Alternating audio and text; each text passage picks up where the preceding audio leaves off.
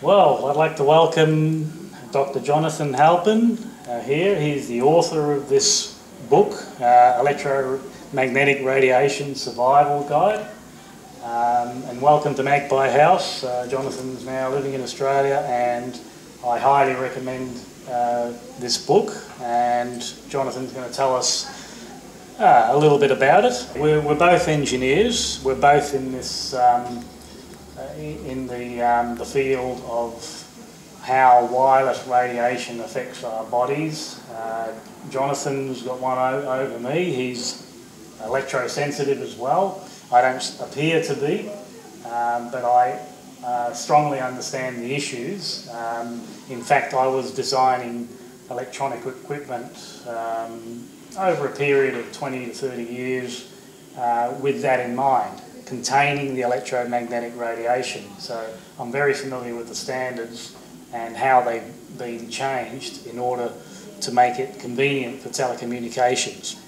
Because I actually could not figure out how a mobile phone works legally, because I remember the standards that I used to work with, right? And when I looked up the new standards, they've actually put windows in the frequency spectrum, which doesn't have any limit, and I'll show a graphical representation of that as well. So that to me is a big concern. There's no limit in those windows apart from the another body, the Arapunza limits, and they only work on the thermal information, thermal effect, not the biological cellular effect. Yeah. All right. Well, what would you like to tell us about your book? How I got to writing this book. I never planned on writing this particular book. I was actually working. I am working on other books unrelated, and about, I would say 17 years ago, I was at that time working as an internet consultant, web designer, and I got my first mobile phone and started using it. Got a little headache after the first time I used it, and then didn't think much of it. The next day it got worse. The next day it got even worse. By the end of the week I was getting constant headaches. And it took me about a week to make the connection. And back in those days, we're talking about, I don't know, about 17 years ago. So in the 1990s. End of the 1990s, yeah. And nobody talked about it. Nobody even thought about it, that there was any connection, at least not to my knowledge. And I was even working in a place that was maybe 200 meters away from a huge relay, telecommunication relay station, and so then I made the connection, and I started to avoid the telephone, the mobile phone, avoid using it, used only landlines, and I got better. And ever since then, I've been very careful with using mobile phones. I have a mobile phone, but I don't use it much, only in emergencies or, for SMSing, and I take other precautions that I learned about over the years, such as using air tubes and things like that I talk about in the book. Yeah. I must admit, I was on part of a design team designing the mobile phone, the very complex mathematics that the mobile phone works with on a chip. I was part of those design teams, but I never was drawn to the mobile phone. I didn't want one, but I guess I've got a strong history in it. And the period you're talking about, because I'd like to show this on the video. There's a graph Yeah, that's a good graph. Yeah, which shows that before 2000, the level of radiation was less than 30 microwatts per metre squared. Yep. By 2006, it started to rise. Yep. Right? And by 2012, it had risen about 300 times. Now, what's very significant about this is you were feeling the effects when it was a tiny amount. Tiny fraction of what it is now. And also, that was when it was an analog network, not a digital network. And the digital signals seem to have a stronger effect. A much more detrimental effect. Yeah. And as you said, it's hundreds of times stronger now, and they're planning on extending it, extending the frequencies, and increasing the level of allowed electromagnetic radiation to facilitate introducing more powerful technologies and much wider bandwidth for mobile phones. They want to be able to allow mobile phones to download and upload at very rapid rates. And they can only do that by expanding the bandwidth, and they can only do that by expanding or significantly increasing existing radiation levels. Yeah. So basically, I don't know if people are aware of the term electro-smog. It's like a slang word, electro-smog, but electro-smog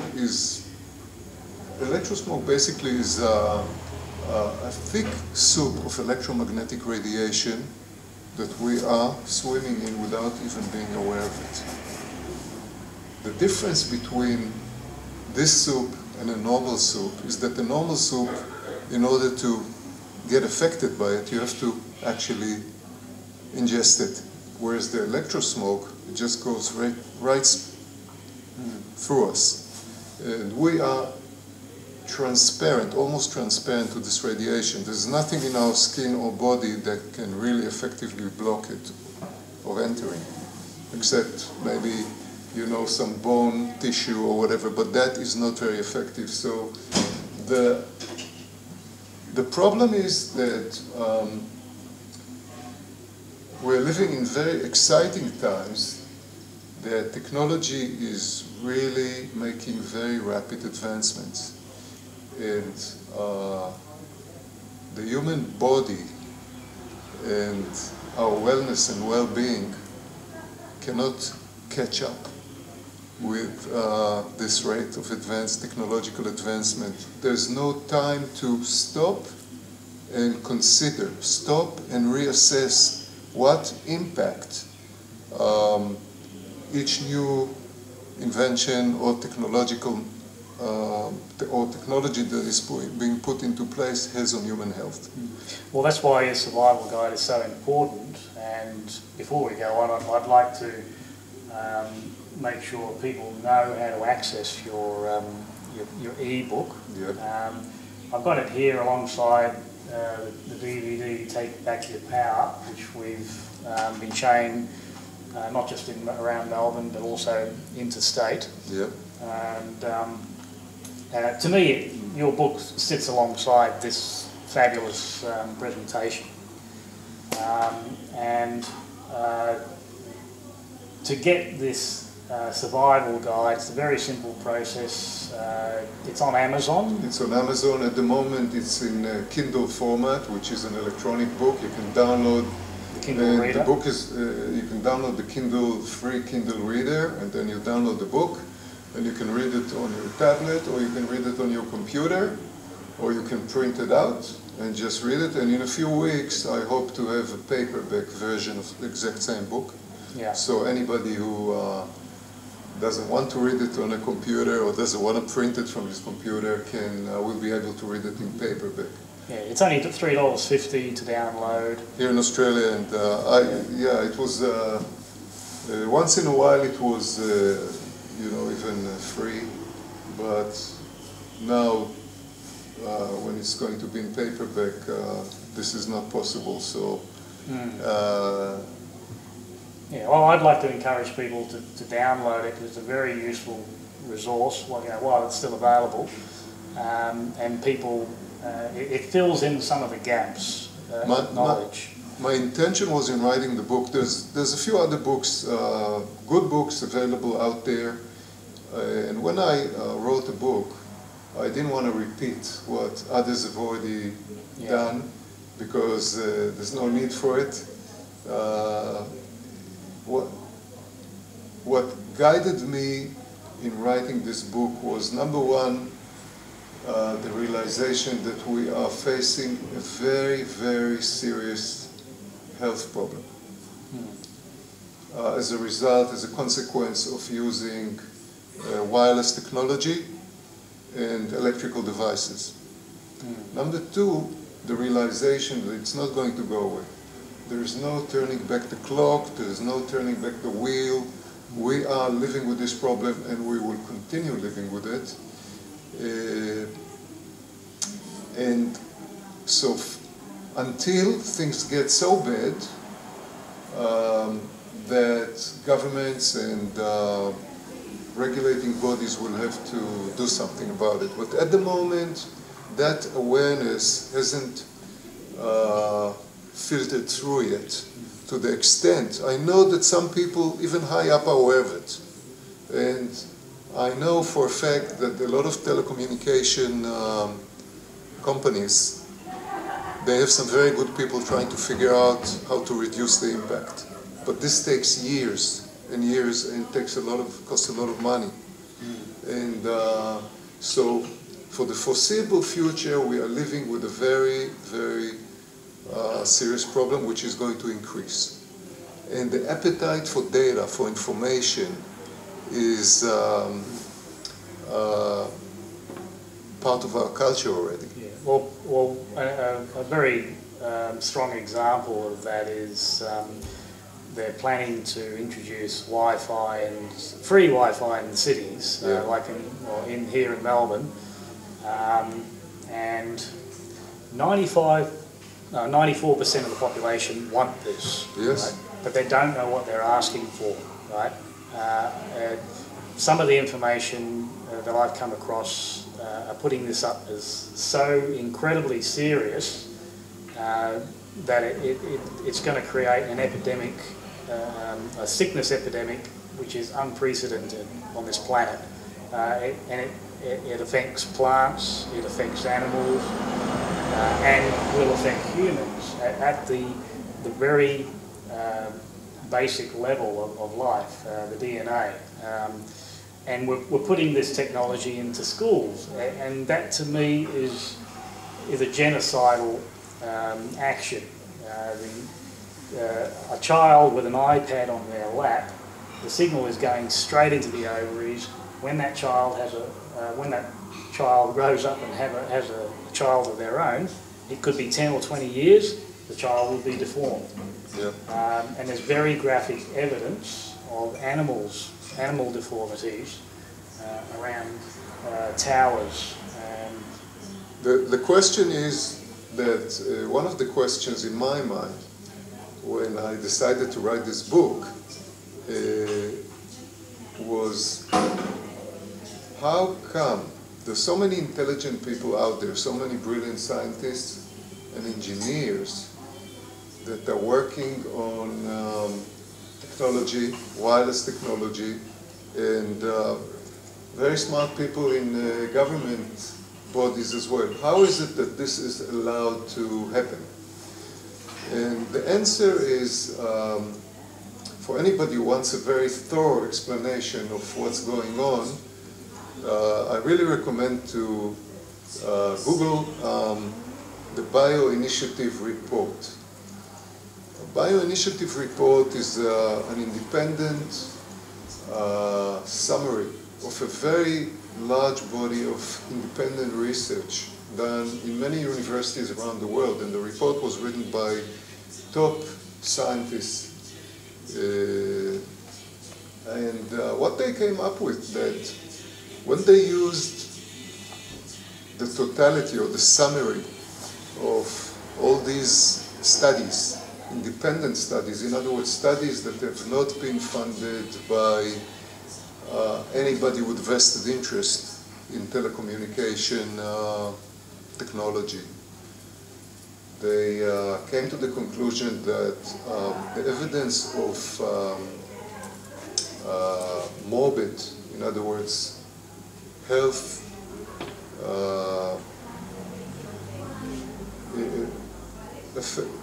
morbid effects on health and well-being of human beings, plants, like George said, and animals is overwhelming.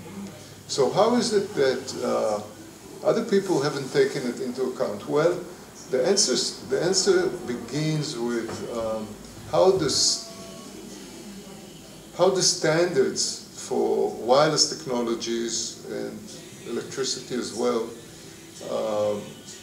have been set. They've been set in the 60s, a long, long time ago. And in those days, obviously a lot of the things that we know today, they were not known in those days. And the standards were based on the impact that electromagnetic radio frequency radiation has on the temperature of human tissue. In other words, how much radio frequency radiation do you need to raise the temperature of, say, the brain tissue by 1 degree Celsius? And that's how they set the standards. You don't want the temperature to rise higher than 1 degree. And they did the measurements on a lot of very able-bodied young, I think, soldiers in the US Army. Unfortunately, over the last, I would say 50 years, or 55 years, there are a lot of studies coming out, and the Bio-Initiative, the 2000 Bio-Initiative report talks about it in great detail. And these studies show that clearly that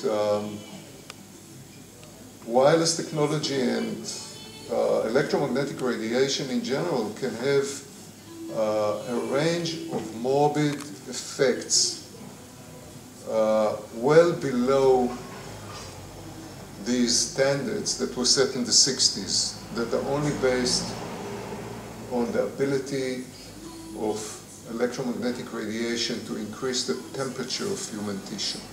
This is called the thermal effect.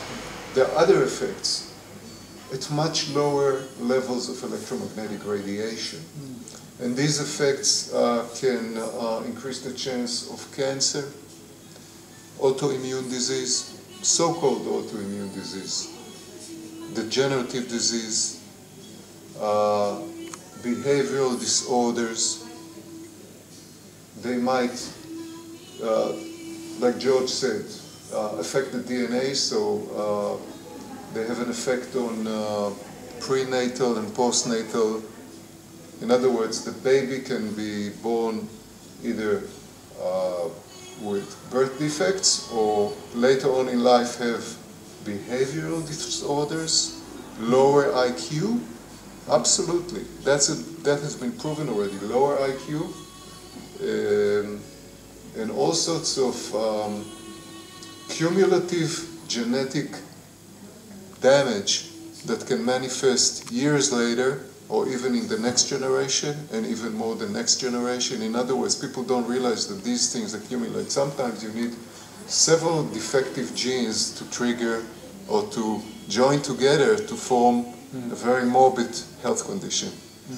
And so you can have a defect, next generation has a few more defects, or sometime in life, as a result of exposure to pollutants or environmental toxins, you get more genetic defects. These join forces with the existing genetic defects that you were born with as a result of your parents' exposure to electromagnetic radiation, and bang, suddenly the person has neurological condition, cancer, or depression, and all sorts of other things, and a lot of so-called syndromes. What is a syndrome? Syndrome is a disease that nobody knows how it happened. But it's a disease, it's not a syndrome. It's a very terrible disease. So, you know, we are living, at the moment, there's no question that we are living, we are the guinea pigs of the largest, uncontrolled, unregulated, and unauthorized experiment on the effect of electromagnetic radiation on human health. Yeah, I think Dr. Klinghardt has shown graphs which show the rise of wireless radiation is directly coinciding with the rise of quite serious conditions in children. Yeah. Yeah. And with children, yeah. the development of morbid conditions is much more rapid because of several reasons. Because number one, children's immune system is still immature. Their cells, their tissues are growing rapidly, especially nervous tissue, the brain, and therefore the rate of errors and genetic damage can increase, and their skeleton and skulls are much thinner, so radiation can penetrate much deeper into their brains. And they're also much less aware of the effects of electromagnetic radiation. For them, a mobile phone is as natural as for us to be born with, you know, just a book in our hands. They're born with a tablet in their hands today. And I see kids, 5-year-old kids playing with tablets and connected to Wi-Fi, and they're downloading games and things like that, and everybody's so excited about it. And it is exciting, but it's also very, very bad for human health. It can have very serious impact on health, especially of children, babies. And we were lucky in some way, because when I grew up, my parents didn't have a car, we didn't have a telephone. We used to go to the neighbors to call my grandparents in another city. And so level of pollution was much lower, and electromagnetic radiation was much lower. Level of electricity flowing through the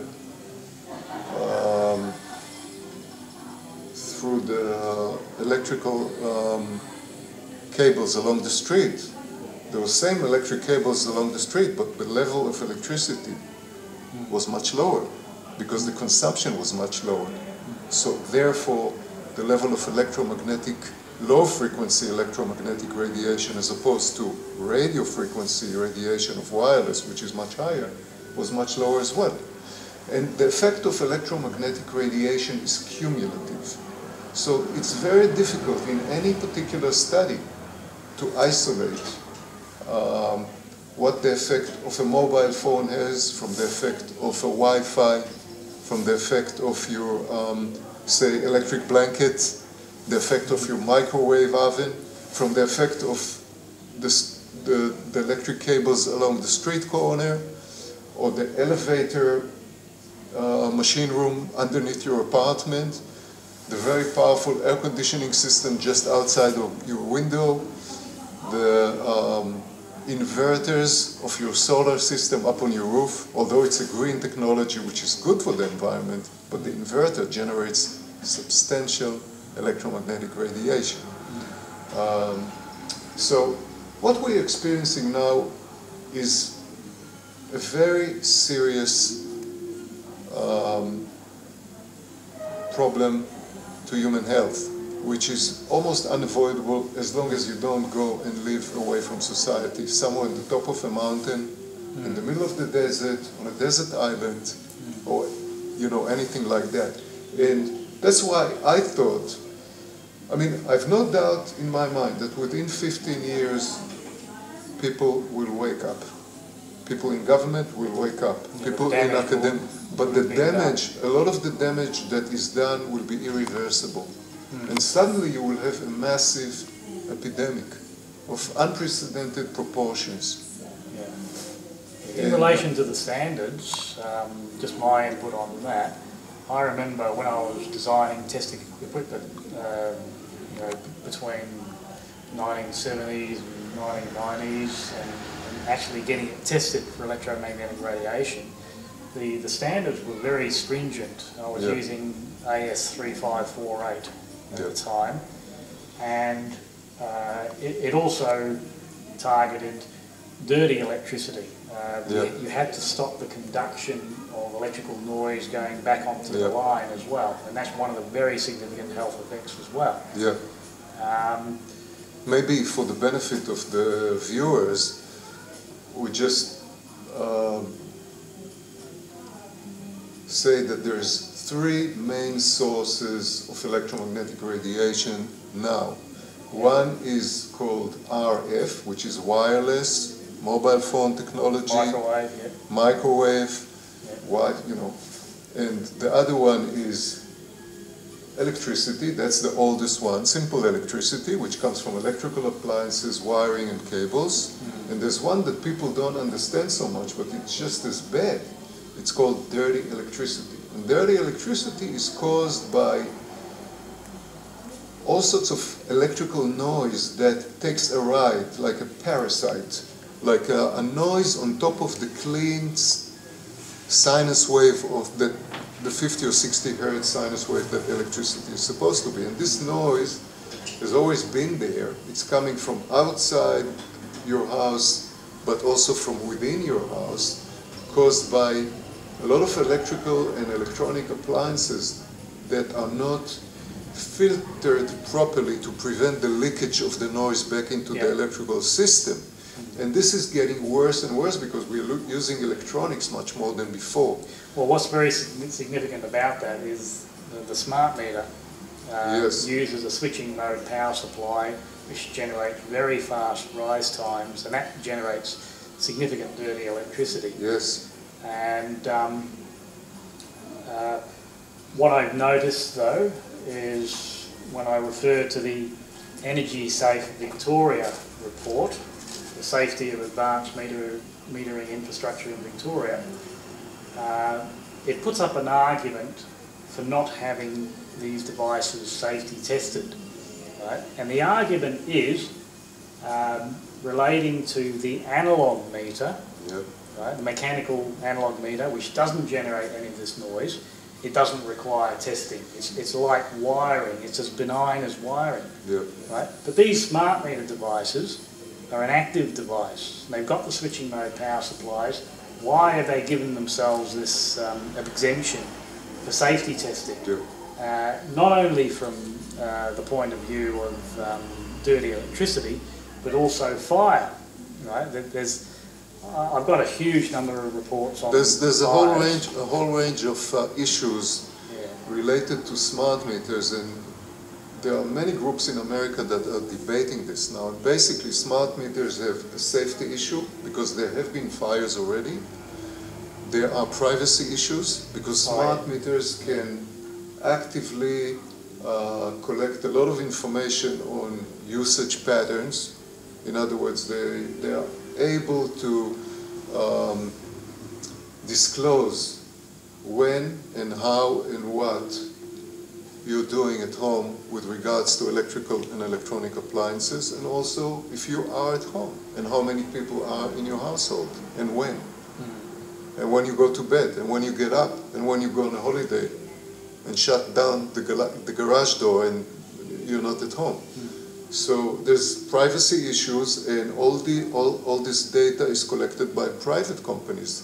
It's not even government. And these private companies can sell this information to third parties for all sorts of commercial purposes, for advertisement purposes, and targeted marketing and this sort of thing. And what I'm interested in is health issues. And with regards to the smart meters, it's very interesting because when I first became electro-hypersensitive back 17, 16 years ago, I was very interested I didn't know much about it, and I started researching myself what the effects are. And why am I getting these things? And what else is affecting it? And I became very interested in the area of sleep health or sleep medicine, sleep research. And I realized that sleep disturbances have a huge impact on human health, huge. And we live in a world that electronics and electromagnetic radiation and usage of computer screens and television screens and even street lights, which are becoming more powerful, is directly related to human health for the very simple reason that we are part of nature. We want to ignore it.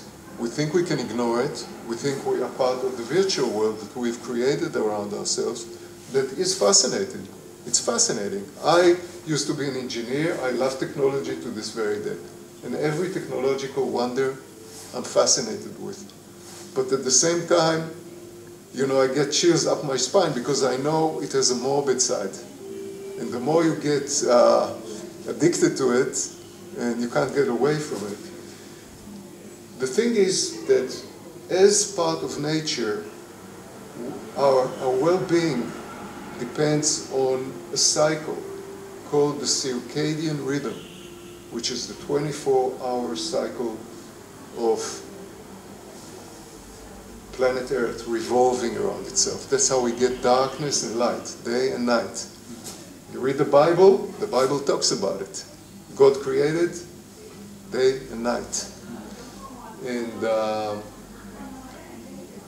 flowers and every creature on this earth, they don't have a clock or a watch, but their life is regulated by this circadian rhythm. They wake up, they become sleepy, they go to bed according to sunset and sunrise. And in order to facilitate good sleep, what the divine has created for us is a beautiful, ingenious endocrine system and nervous system which human beings cannot duplicate and are just beginning to be aware of the genius of it and the wonder of it. And we have a gland up here. It's called the pineal gland.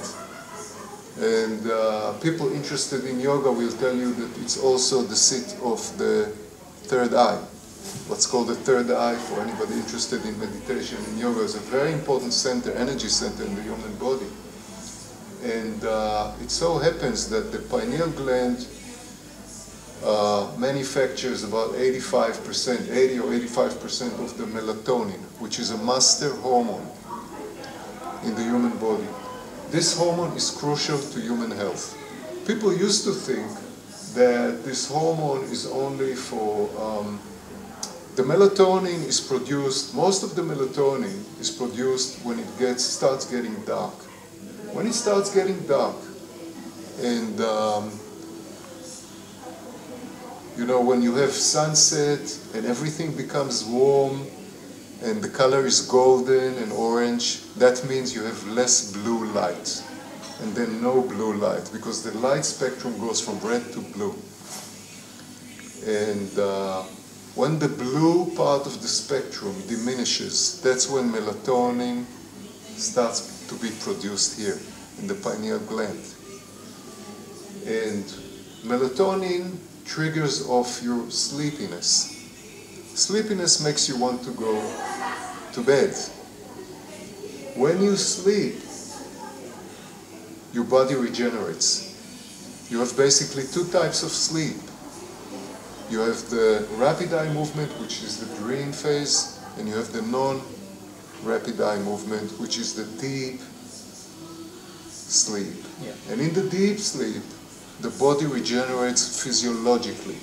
You get all the important hormone production, like growth hormone, and a lot of repair is being done in the brain, in the liver, in many areas. And the Chinese people, the ancient Chinese people and Indian people, that created the Ayurvedic Indian medicine and the traditional Chinese medicine, they already knew that.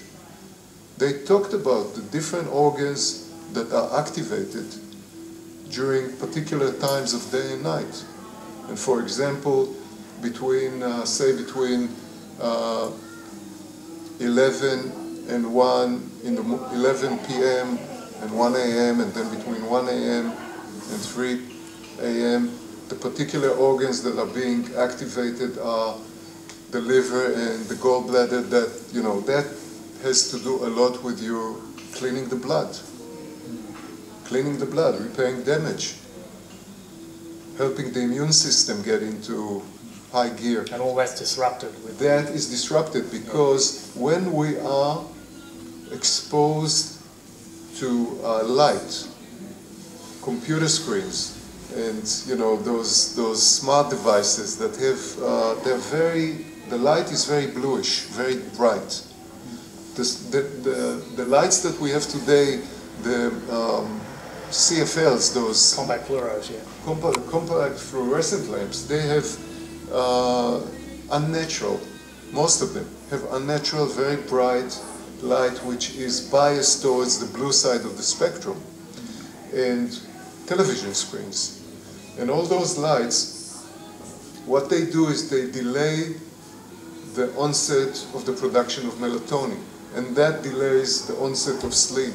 We're simply not sleepy. We think we're fine. We don't need sleep. We're not sleepy. I'm not sleepy. That's called sleep onset latency, which delayed sleep onset. It's so people go to sleep later and later, and they miss crucial times in the circadian rhythm, that these times are the most effective for body repair and rejuvenation, which are between, say, 9 p.m. and 3 a.m. or 10 p.m. and 2 a.m., depending how you want to look at it.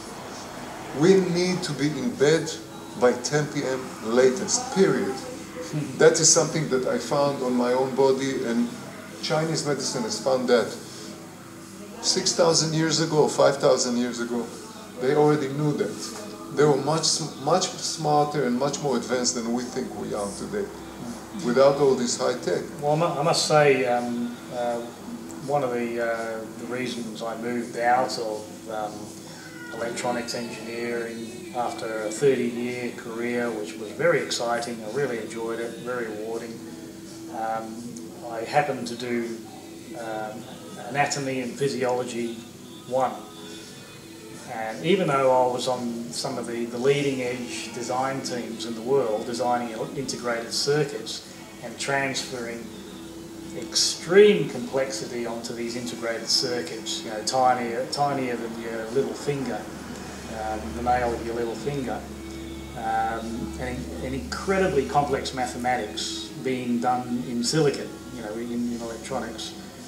When I did Anatomy and Physiology 1, I realised that it's primitive. You can predict the next step it's going to take. Yeah. With Anatomy and Physiology, it shows you the process, the biological processes, which are far superior. Nothing comes close to it technologically. And when we go down the path of arrogance, as humans do, or ignorance, and arrogance, as the Buddhists have pointed out. Two of the major problems are ignorance and arrogance. Yeah, so, and they're trying to create a transhuman, a technologically improved human. That to me is, it's genocidal. They're even talking now about implanting microchips and mobile phones into or positioning them here inside your goggles or spectacles or whatever, or even implanting them, and reminds me a little bit of those Star Trek movies with the Borg Society. Yeah, we're becoming Borgs. Scary. We have to go back to basics. To get better, to get well, we have to connect to nature. and we have to have a little bit more respect to the divine, I think, that created nature. And we have to heed the warnings of the Bible even, and all those other books, ancient books. The Bible told us about the Tower of Babylon and what happened when these people tried to be too smart, to create a very tall tower that would reach up to heaven. And we know what happened. God dispersed them. And this is a symbolical story. And whenever people try to exceed what the Creator, the divine plan, there were all sorts of problems. We have these warnings in the ancient text, but within the context of modern technology and what we're facing now, I think, as I said, it's going to take another 15 years at least before the awareness permeates throughout, society and goes all the way up to the top levels. But in the meantime, people have to start looking after themselves in every possible way. And what we need to do now, there's a range of measures that you can take to reduce your exposure. As long as you still live within the city, you don't go away to live on the top of a mountain, on a desert island, and even there you might be exposed to some forms of pollutants, then you need to actively reduce your exposure by understanding the problem, by studying the problem, by using technology wisely and responsibly. There are ways to use technology. I am not advocating by any means. I love technology. I love technology, I think, more than a lot of the people that use mobile phones from morning till evening, and I hardly use my mobile phone. I love technology more because that was my passion. Me too. As a kid, when I was 5 years old, I was on the floor trying to build things. And I became an engineer. I was a robotics engineer, and then I got into the internet, and I still love technology. But we have to be very smart and prudent and aware about how we do things. And in my book, that's what I try to do. I try to explain the problem, first of all, but not in depth. Other books have done that very well, and I pay homage to their valiant and admirable efforts in doing that. Especially, I would like to point out Dr. Sam Milham. I'm very impressed with his book. It's called Dirty Electricity, and I really recommend it. Maybe you should show that also, if you can. And Dr. Magda Havas, she's one of the pioneers of research and advocacy of anything that has to do with the dangers of wireless radiation, dirty electricity. And she's written a book together with another person. I forgot her name at the moment, but you can show it. And I think Rice. And their book is called SOS, Electromagnetic Radiation, SOS, or something like that. But my book, so like I said, I avoided duplicating what others have probably done better than me. And I've focused on practical understanding and practical measures of reduction, attempting to reduce exposure of the three main issues. Low frequency radiation that comes from electrical devices and wiring, radio frequency that comes from mobile technology, and dirty electricity that we've talked about, that is like a parasite that takes a ride over your electrical wiring and then permeates your entire house. Well, if you fix it in your own house, you're still in trouble because all your neighbours have got it. But if you fix in the case of dirty electricity, you can fix it in your own house, and as long as your neighbor's apartment is not very close to yours, as long as you live in a house, you're still okay. Yeah. In other words, you can reduce it. I've reduced in places that I lived using dirty electricity filters. I've reduced the radiation from, say, I had from 1,000 to 600, which is just shocking, to about 40. The recommended level is 30. I've never managed to do that. I've reduced it to about 50 or 40, depending where I live. But there are a lot of things that you can do, but there are a lot of avoidance strategies that you can apply. In other words, you can surf the internet safely. You don't need a wireless to surf the internet. You can connect your computer, that's just an example, with an Ethernet cable, which is what we used in the good old days. An Ethernet cable, and the Ethernet cable is actually faster than wireless technology, faster and more reliable. There's no reason not to use it except for laziness and convenience, which are the two sides of the coin. Let's put it this way: laziness and convenience. Yeah, and people, though, are still ignorant about how to turn off their Wi-Fi. Yeah. The Wi-Fi is coming on by default, right? So you actually have to turn it off on your computer. Yeah. You can, depending on the router. Some routers, the modern ones, some of the modern ones have a button, and you can push the button and turn the Wi-Fi off, and there's a LED light indicating that it's off. Unfortunately, like you said, George, sometimes the router will update software automatically through the internet, or you have a power failure, and when it comes up, by default it resets and it comes back up. But not every router. Some routers don't do that, depending how you set it. Yeah.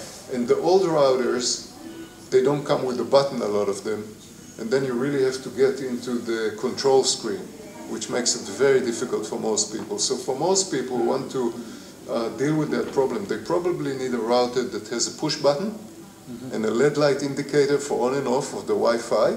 It's very easy to push, and they need to be a little bit vigilant to keep their eye on that LED light after a power failure, or at least twice a day, and make sure that it didn't come back on again. But like you say, for convenience, people are not even going to bother to do that. That is until we've had a huge epidemic. I can't see that we're going to change. But I believe that by awareness and education. Yeah. I believe that. See, I'm not an activist by nature. I've never been. I've never gone to demonstrations. It's not in my nature. I just feel uncomfortable in any environment which is confrontational. Because I believe that one of the reasons, and I think everything is for a divine purpose. Even things that are bad have a divine purpose. They look bad, but there is good in them as well. Oh, yeah. There is a divine purpose. purpose. Natural order. And I think that, well, at least I'm trying to be an optimist, right? Might as well. Live your life as an optimist, because otherwise you're just depressed, and there's no use being depressed about things. So the bright side of it, and the positive side of the very rapid proliferation of this data and internet technology and even the Wi-Fi, the bright side of it is that it's possible to disseminate information, not only data. People talk about data. I like to think about disseminating information. The higher level becomes knowledge, and then wisdom and awareness. And at the top of that, the highest level is the realization that we are all one. We are all connected. Whatever you do here affects your children, your neighbors. What they do affects you. What the government department there does affects another government department, affects all the citizens. Any regulation affects everybody. The standards they set will affect your health even if you're not using Wi-Fi. There's a lot of old people, they're not using Wi-Fi, they don't have a mobile phone. but the radiation goes through the walls of the apartment, through the windows especially. Yeah. And we are all connected. Whatever we do, if we're using power, we're consuming too much power. Even if we have the money, we can afford it. We're consuming more power. That increases electromagnetic radiation. Some people say, I've got the money, I can afford it. Why not? I can use the heating and walk in the middle of the winter with my bathing suit at home and heat my pool to 40 degrees. But that requires consumption of power.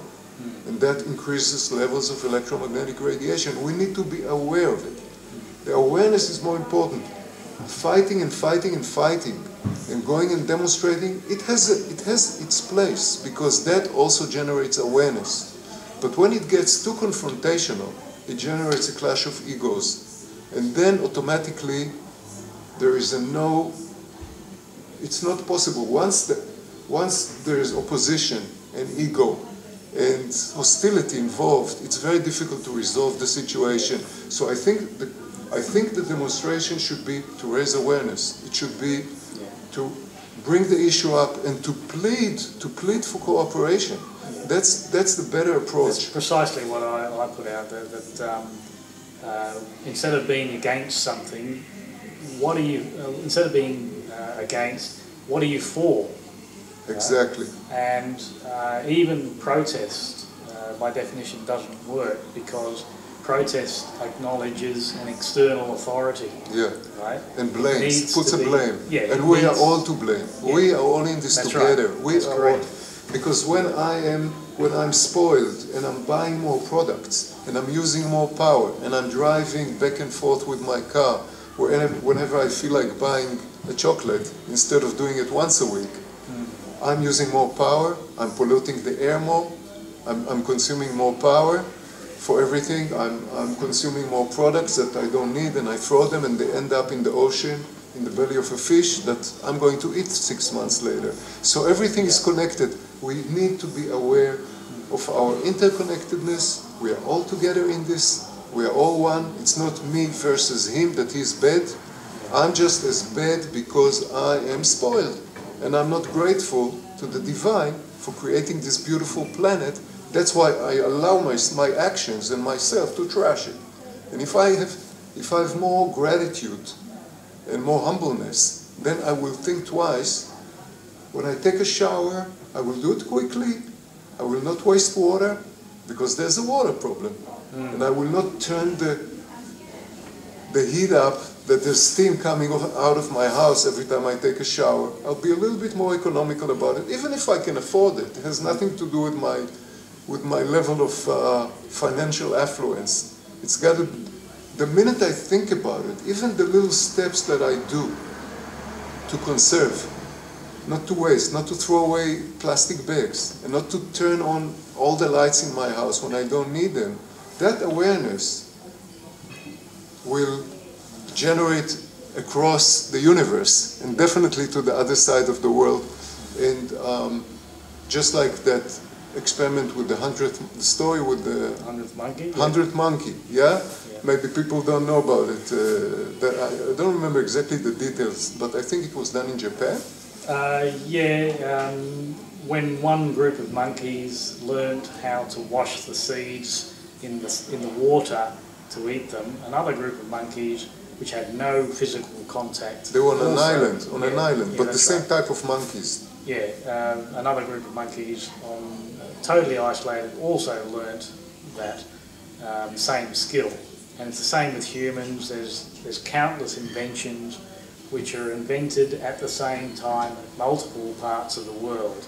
And there's no traditional scientific explanation for that.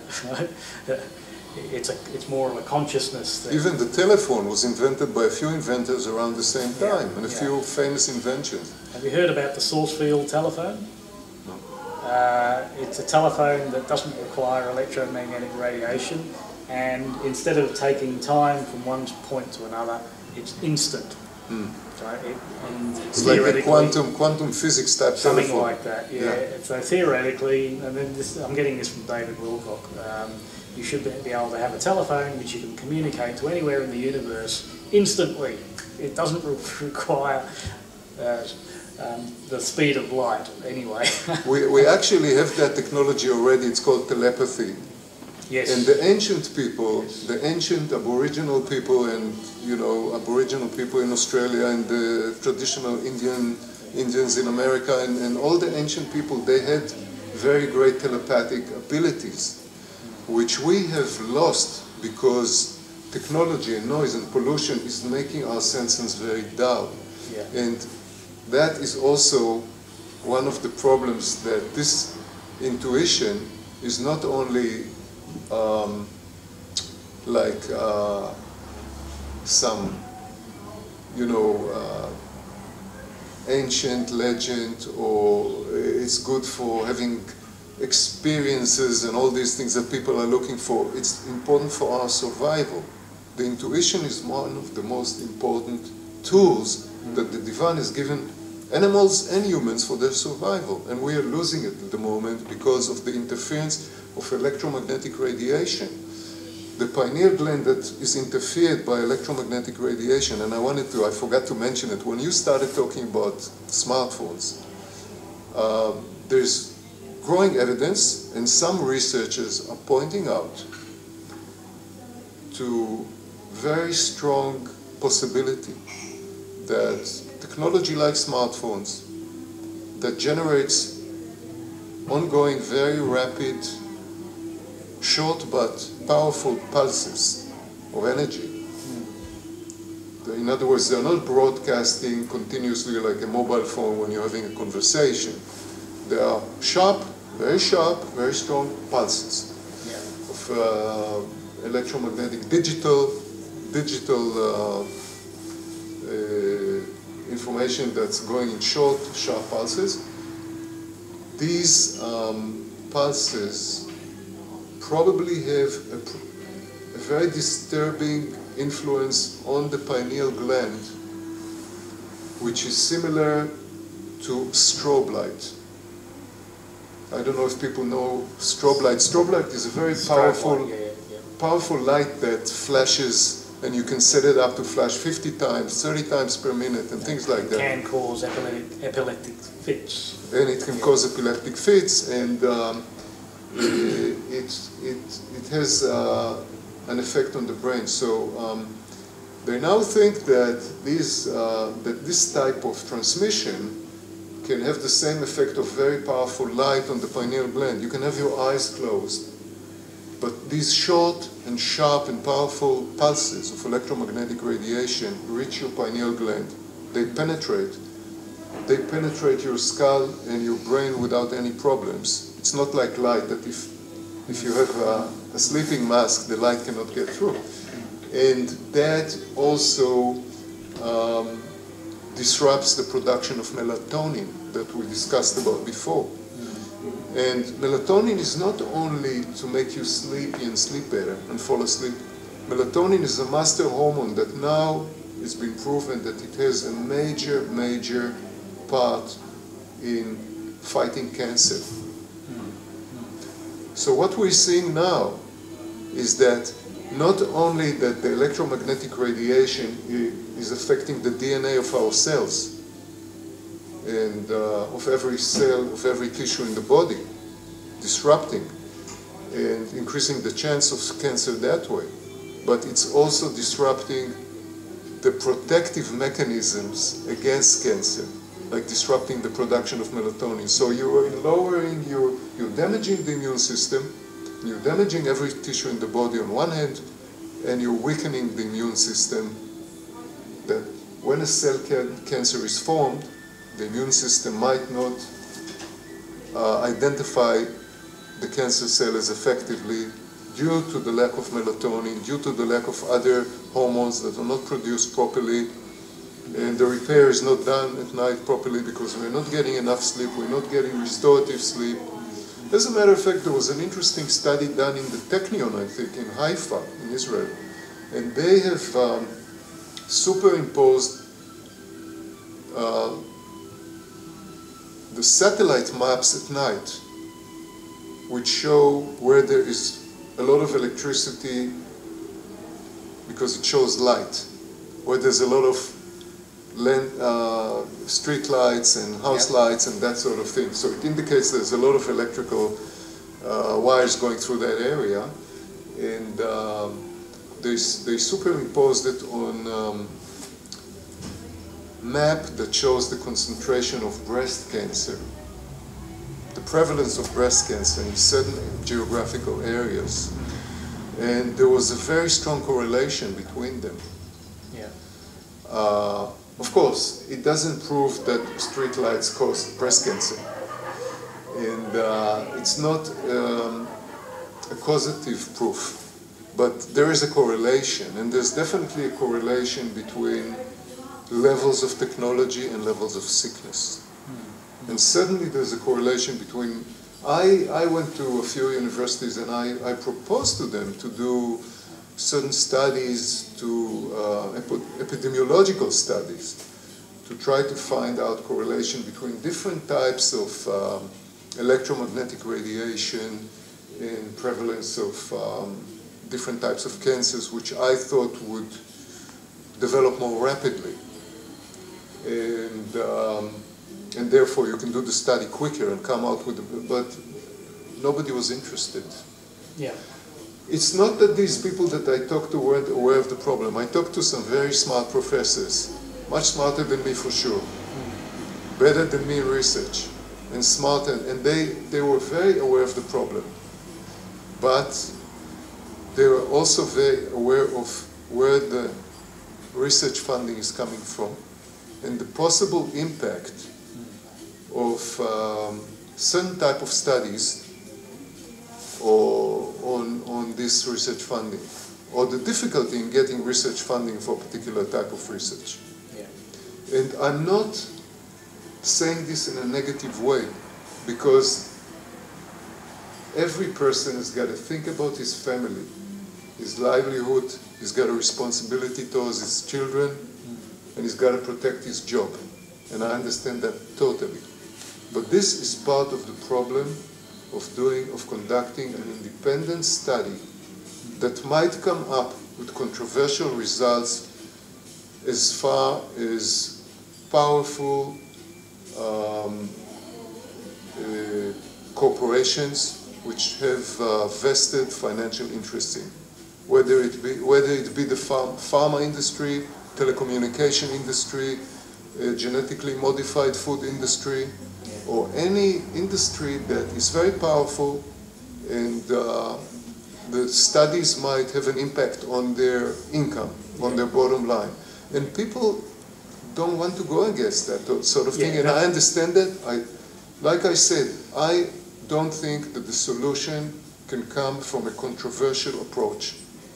It's not the way to go. This is a very powerful area that we're working with through Magpie House, where we recognise that we have a spiritual problem, and that's the only way to fix it, is to get our values right. Absolutely. Do we respect life or do we not? Right? Well, we've got these corporatised values. When they psychoanalyzed the corporation, they found it was schizophrenic. It doesn't care about life. Yeah. And we will not solve the problems any other way apart from spiritually. You won't solve them politically, you won't solve them economically, you won't solve them technologically, you won't solve them religiously. It's spiritual.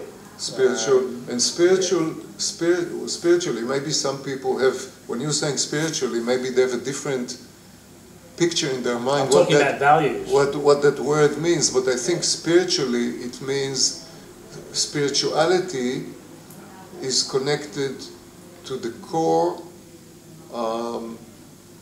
not only values that you can teach, like be a nice, good person or that sort of thing, but values of that are related to our basic who we are, what we are, what we depend on,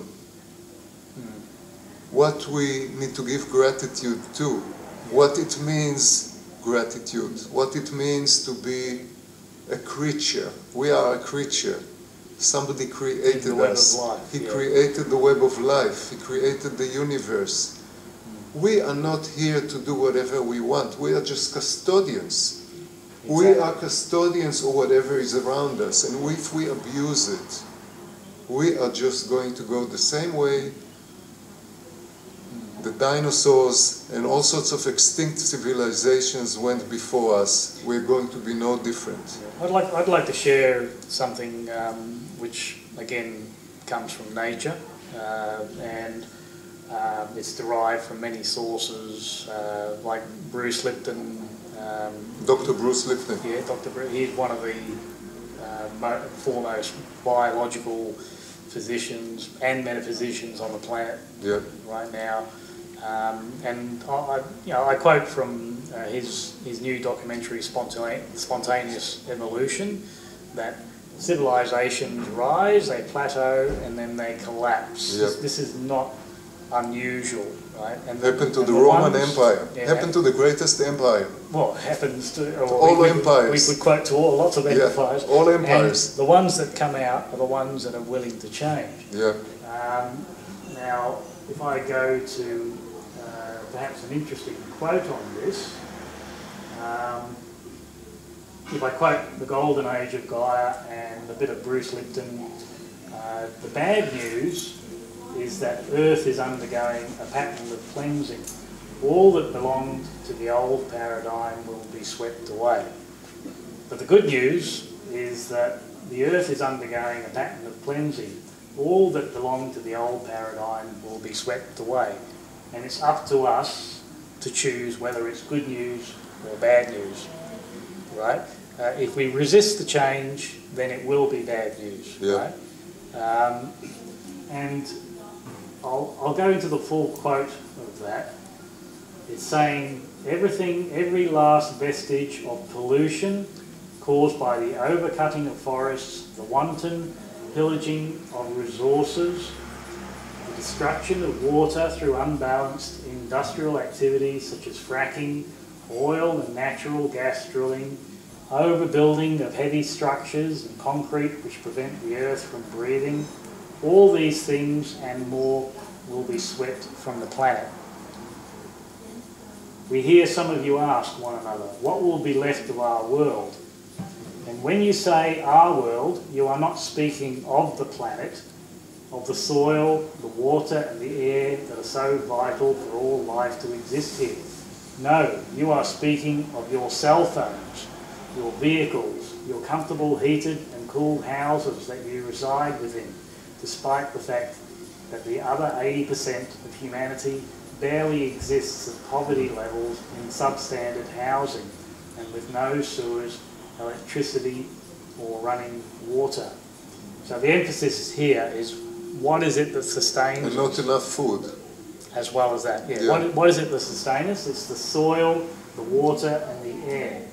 Not the cell phones, not all this fancy gizmos that make us dependent on that technology and so take us away from the essence of life. The planet is, some people, for them the word Gaia doesn't mean much maybe, but the planet, everybody is familiar with the term Mother Earth. And it's called Mother for a reason, because it gives us life. And at the moment what we're doing, we are basically hurting our mother, which is Mother Earth. We're hurting her, we're abusing her, disrespectful to her, and or even totally disconnected from her.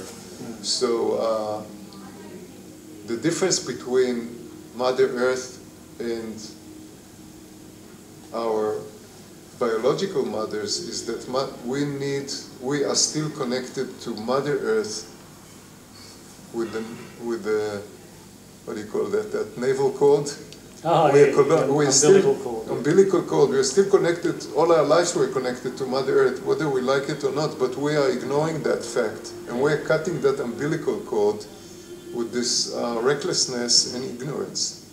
So the only thing is to really raise awareness, long term. But in the short term, I also think, and that's why I wrote the book, I think some people have done a good job, like Dr. Magda Havas and Dr. Sam Milham and others, in their books and their activity, raising awareness to different aspects of the problem. But I try to suggest various type of exposure reduction solutions. Now, this is not only for your own benefit, it's for your family's benefit, for your neighbor's benefit, because if you're not using Wi-Fi, you're helping even those who are not aware of it. Even if they are using Wi-Fi, their exposure reduces when you're not using Wi-Fi. And if you are doing it actively, thinking about it, talking about it, eventually your friends, relatives will also do the same. It will influence them, because the best way to teach is not by talking and lecturing others, is by being a living example, a shining example. That is, personal example is the best leadership. It's slow leadership, it's gentle leadership, but it's the best leadership. And long term, it's the only leadership that's really going to work. This is your final summary, isn't it? Yeah, that's what I'm saying. And, you know, it's not I didn't make this up. Much wiser people than me have talked about this for ages. And we know that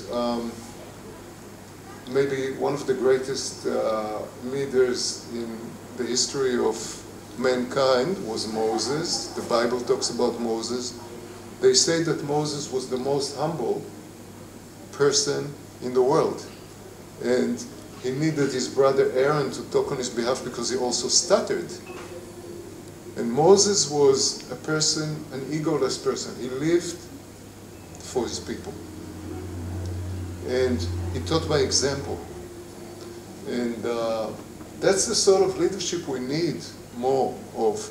But on a personal level, everybody can be such a leader by giving example, by living a more aware, responsible, careful, and, you know, sort of environmentally conscious and health conscious life. When you do that, even when you buy organic food, you're not only thinking about yourself. You are supporting the organic farmers. The prices will be, the more people buy organic, and the more people take action to reduce electromagnetic radiation exposure and use the services of electromagnetic radiation consultants, for example, these services will be more available. The prices will decrease. These technologies for shielding electromagnetic radiation, for detecting electromagnetic radiation will be more available. Then more people will know about it. What we've got to do is reverse the trend of wireless devices, because we don't need them. But before you can reverse the trend, that's what I said, that it's a double-edged sword. Yeah. On the one hand, at the moment, this is a fact of life. So that's why in my book, I'm not trying to reverse anything. I'm trying to educate people how they can reduce their own personal exposure in the family and take all sorts of measures like shielding, like behavioral measures. Don't talk on your mobile phone in the elevator. Don't talk on the bus. Don't talk on the train, because when you're doing that, your mobile phone transmits 1,000 times more radiation than when you're talking outside when the reception bars are higher. And if you talk on the bus, you're hurting yourself and you're also hurting the person next to you. You're both bombarded by electromagnetic radiation. The more people have awareness of that, they'll still be able to use these devices, but more safely, and the awareness will grow. Like, I've got a mobile phone here in my pocket. At the moment, it's either turned off or it's on airplane mode and Wi-Fi off mode. And if I need it to be on for the benefit of other people, I put it away from my friend here. Or if I'm just by myself at home, I put it in another room. If it rings, I go to another room. I will. So there's a lot of things that you can do. Or when you want to talk, you can use an air tube headset. Air tube doesn't conduct electricity, and you put it away from you. You have an air tube, you have an extension cord, and you are away a meter and a half away from your phone. It's not so convenient, but it's much safer. Things like that. And so I'm listing a range of measures. If you have a tablet that you read your books on it, don't download your book via Wi-Fi into the tablet. You can download the book through the Ethernet, through the, without Wi-Fi, into your home computer. Use an Ethernet cable to connect your computer to the router. Turn the router Wi-Fi off. Download the whole file. Then transfer the file with the cable to your tablet or to your smartphone without any radiation hurting you, your family, your neighbors. That is smart thinking that can only come by awareness, and awareness will come by personal example. Yes, it's going to take some time. It's going to take some time, but but it's worth it because the impact will be sustainable. The progress will be sustainable. Where this you can't lecture people who are not even aware of the problem. That's right. Yeah. They need to be aware of the problem. So education is the most important thing. And this is why the internet is actually very important, because you can educate, you can increase awareness, you can bring the information instantly to a large number of people. And that's what we want to do. I mean, we probably need to sum up. If you go to our website, magdahouse.com.au, there's links on there for your electromagnetic survival guide, and there's a whole bunch of other stuff which is related to this work, the take back your power information, the non-consent forms you can put into a school to say you do not want your child subject to this radiation. And in the book itself there are a lot of other links. To very useful resources. I strongly recommend everyone get hold of one of these, take back your power as well. There's countless presentations available. This is another one that we're showing on the 5th of April 2014 about public exposure. And I was driving down Dandenong Road and I saw this church tower and it had the words OMG on it. And around the top of the tower are smart grid transmitters. And I thought, oh my God, is this what God is raining down on us now? Well, perhaps, that's what we've chosen to put into our reality, but come on, let's wake up. The very disturbing thing that you see these mobile cell phone towers popping up on top of hospitals, close to schools, kindergartens, where the most vulnerable people, immune compromised and sick people or young people that are most vulnerable, and at least to, increase the level of awareness, maybe it will filter through the ranks. Instead of filtering down, it will filter up. Reverse leadership, as it's called. I know what you mean. I'm very optimistic of the future, right? But I can see there's going to be a lot of pain. We're just going down a track which is pretty unstoppable at the moment. At the moment, there's a few parallel destructive trends that all have very serious impact on the environment and our inner environment. In other words, our health. So, if you think there's an Armageddon, it's man-made. It's none of this biblical. There is a saying that we're not punished by God for our sins. We're punished by our sins. Our sins punish us. We create the punishment by this. One of the ancient sort of interpretation of the word sin is a deviation. It's a deviation. It's not a bad thing that I want to do. It's a deviation from the path. Well, give us a final word on this so we can wrap it up. Well, the final word is I really hope that you do as much as you can to educate yourself, to learn a lot about this electromagnetic radiation problem, how you can protect yourself, your family, and by doing it yourself, you will give personal example to people around you, and their awareness will spread. And by doing so, you will make a substantial contribution already to the future health and wellness of your children and the next generation and even our generation. So I think everybody should start first within his own domain. Do his best to reduce electromagnetic radiation exposure within his own domain, and that's why I wrote the book. That was my intention. Yeah. So, and by all means, talk about it with anybody you know, but the impact that you have on other people, if you really apply this in your own life, is going to be much greater when you talk about it, rather than if you just talk about it. And I'm optimistic. I think there is hope still. I used to be more pessimistic, but I came to a conclusion that it doesn't really help, because pessimism also weakens the immune system, as we know. So, well, it's like the Garuda. Something will come from the ashes to take the place of the old structure.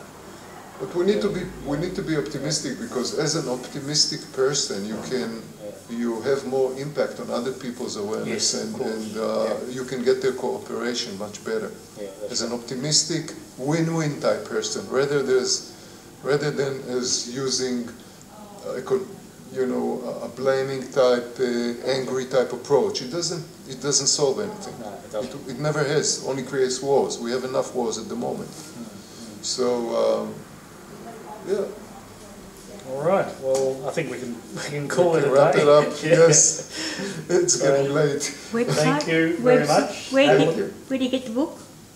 Where do you get the book? When can I download the book? The book you can download. You can go to the links that George is providing. Basically, the book is on Amazon, Amazon.com. So you Google, you type in Amazon. You go to Amazon.com or you Google Amazon, and when you go to Amazon, you type Electromagnetic Radiation Survival Guide by Jonathan Halper, and you see the book.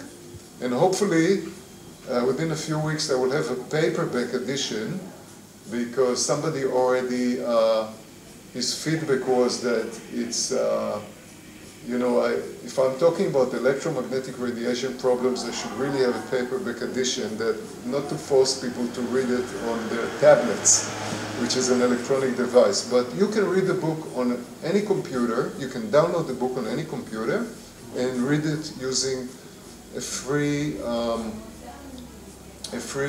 Kindle reader that you download from Amazon.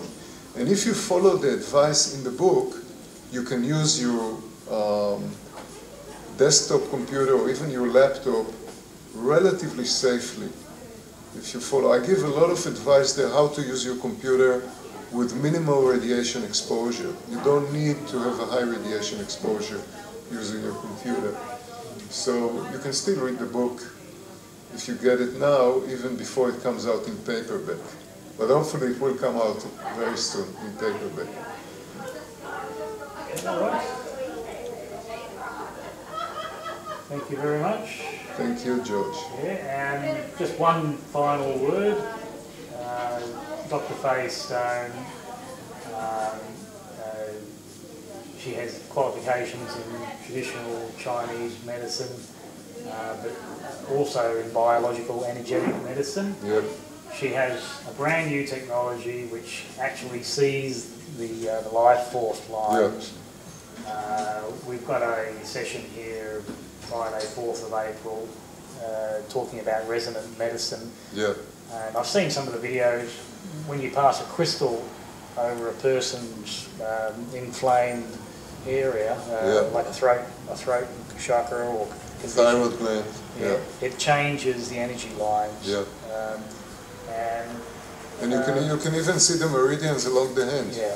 So that's exciting. Yeah, it's a very amazing technology that was developed by a British scientist, Dr. Harry Oldfield.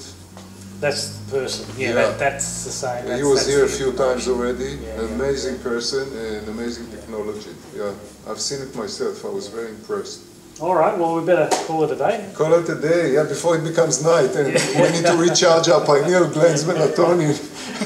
So thank you very much. Okay, thank you. Thank you for the camera person.